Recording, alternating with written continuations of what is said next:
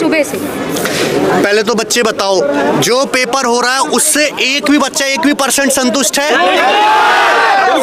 आने वाले पेपर इस तरीके से होने चाहिए?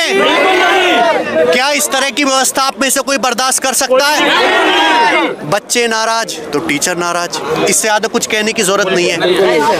एसएससी ने पहली बार पेपर करवा रही है एडिक्विटी। जब भी कोई आदमी पहला काम करता है, पहला मकान बनाता है, कुछ भी काम करता है, बढ़िया से पूरी जी जान लगा के करता है। पहली बार ही बेस्ट होता है। पहली बार अगर इतनी बुरी व्यवस्था हो रही है एसएससी के एग्जाम में, तो आने वाले एग्जाम का क्या हाल होगा आप खुद ही सोचिए। भारत का कोई भविष्य ही नहीं है फिर आगे। हम बस ये चाहते हैं कि बच्चों का एग्जाम सही से हो, वेंडर सही से काम करे, एग्जाम सेंटर सही से हो, उनका सॉफ्टवेयर सही से काम करे, माउस, जितनी भी समस्याएं बच्चों की सुनी जाएं।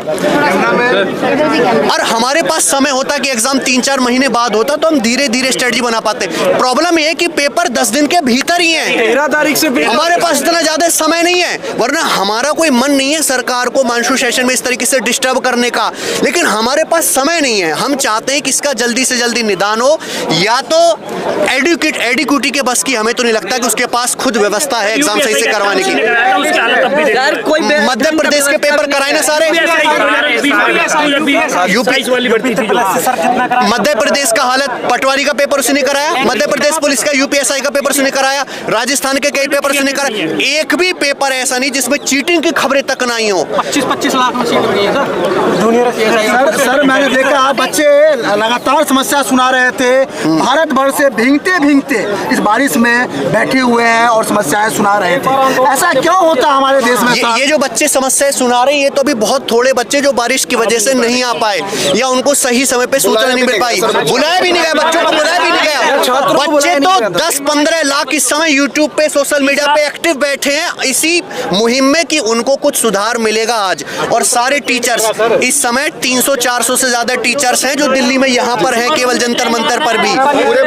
पूरे भारत के टीचर हैं, केवल दिल्ली के नहीं, इलाहाबाद से भी, पटना से भी। और हमारा केवल एक ही उद्देश्य है, एसएससी का एग्जाम आने वाला, सीजीएल का, सिटसल का, सीपीओ का, एमटीएस का सही से होना चाहिए। और हो सके तो सिलेक्शन पोस्ट का पेपर दोबारा से होना चाहिए। और जब तक हर बच्चा सेटिस्फाई नहीं हो जाता। लेकिन सर सभी टीचर जो है सड़क पे उतर चुके हैं, उसके बावजूद क्या लगता है कुछ प्रभाव पड़ेगा? मकसद किसी प्रकार की कोई अव्यवस्था फैलाना नहीं है, किसी प्रकार का जो है हमारा गलत मकसद नहीं है। हमारा मकसद है केवल एग्जाम सुचारू रूप से हो। और जो एडिक्विटी एग्जाम कराने के लिए आई है, बच्चों को और टीचर्स को कतई भी भरोसा उस पर नहीं है। क्या कुछ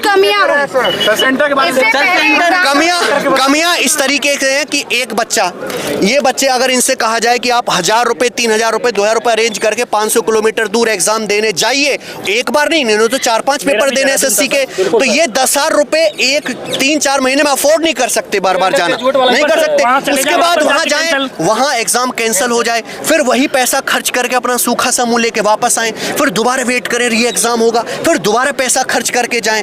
ये सबसे बड़ी समस्या। उसके बाद एग्जाम में बच्चा बैठ गया मन से, एक एग्जाम देने का मूड होता है बालक का, बीच में ब्लैक स्क्रीन आ गई, टेक्निकल हो गया, माउस काम नहीं कर रहा सही से, तो बच्चे का पेपर देने का मन क्या है, खराब हो जाएगा। जो वो एफिशिएंसी से पेपर दे पाता वो नहीं दे पाएगा। ये सब पूरा माइंडसेट खराब हो जाएगा। दूसरा सर मैं संक्षेप में बोलना चाहूंगा, अगर पूरा एनालाइज करके बोलूं इसको संक्षेप में, तो एक स्टूडेंट का सेंटिमेंट एक शिक्षक ही समझ सकता है। हाँ, जिस दिन सरकार समझ ले, उस दिन समस्या ही नहीं हो। ये हाल तो हम पहली शिफ्ट के बाद ही समझ गए थे कि क्या होने वाला है। पहली शिफ्ट के बाद, है ना, जब हमें पता चला था कि एडिक्विटी जो ऑलरेडी इतना स्टेट एग्जाम कराने में इतना बदनाम है, अगर वो कराएगी सेंट्रल लेवल का कैसे करवाने, तो सेंट्रल लेवल का कैसे करवाएगी? आप भी समझिए कैसा है उसका व्यवस्था। सरकार केवल इलेक्शन के समय रोजगार की बात करता है, क्या उनका सपोर्ट मिल पा रहा है किसी भी तरीके से? अभी तक तो सरकार की तरफ से कोई सपोर्ट नहीं है, अभी तक कोई सपोर्ट।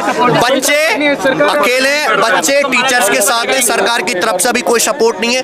देखिए सेंटर में बच्चों को मारा जा रहा है, सेंटर्स पे बच्चों को कुछ पीटा भी गया, उनको रोक लिया गया है, उनको बाहर रात 10 बजे तक उनको रोका गया पेपर दिलवाने के लिए। अगर किसी बच्चे की कोई टेक्निकल प्रॉब्लम की वजह से पेपर नहीं हो पाया तो उसको रिटर्न में नहीं दिया गया कि आपका री एग्जाम करा लेंगे, उसको चुप कराया गया, शांति से सांत्वना दी गई।